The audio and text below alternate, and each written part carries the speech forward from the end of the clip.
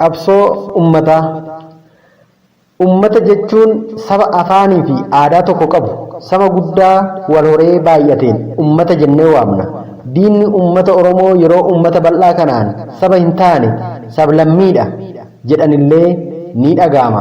Dhugaan jiru garuu sabni Oromoo saba irra darbeeyyuu uummata biyya tokkoo ta'eera.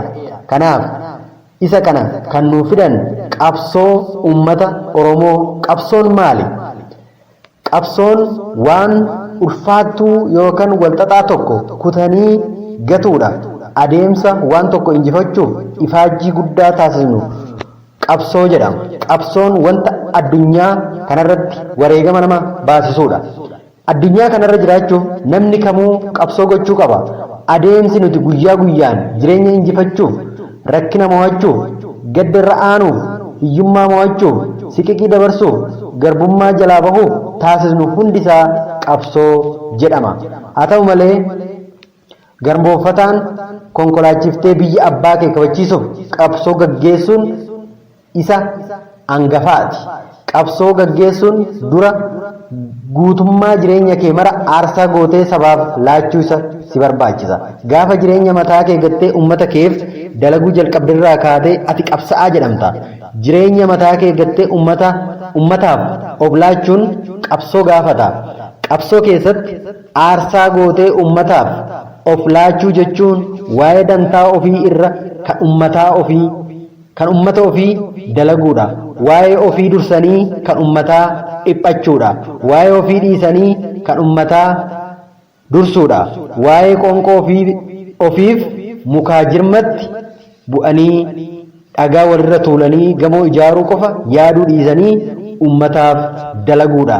Yeroo dheeraaf waa'ee uummata ofii yaadanii dalaguudha. Kun adeemsa qabsootti. Qabsoo keessatti qabsoo garbummaa dhabamsiisuu gaafa gootu uummata kee biratti ilaalcha hadhaa qabaachuu dandeessa.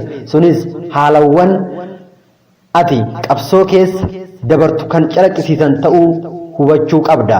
Qaamni akkasumaan jarmiyaan yookaan dhaabni uummata kee cunqursu karaa adda addaan duula jibbiinsa sirratti ni bana.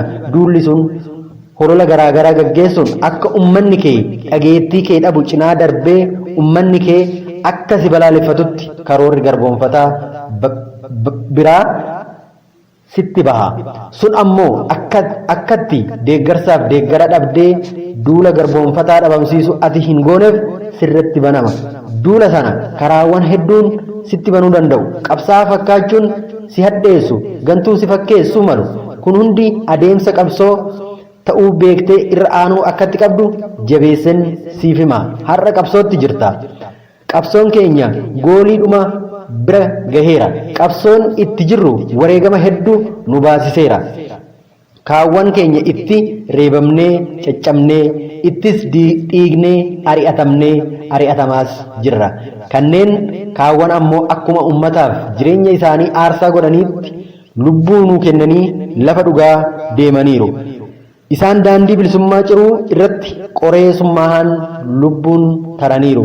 Nuti immoo imaanaa harkaa fuunee toora isaanii qabannee jirra. Har'a abbaan qabsoo uummata Oromoo cinaatti ilaalcha gaarii hin qabu. Kun ammoo waan garboonfataan irratti hololchiisaa tureef akka uummanni jibbuuf shira xaxaa tureen ta'uu beekuu qabda.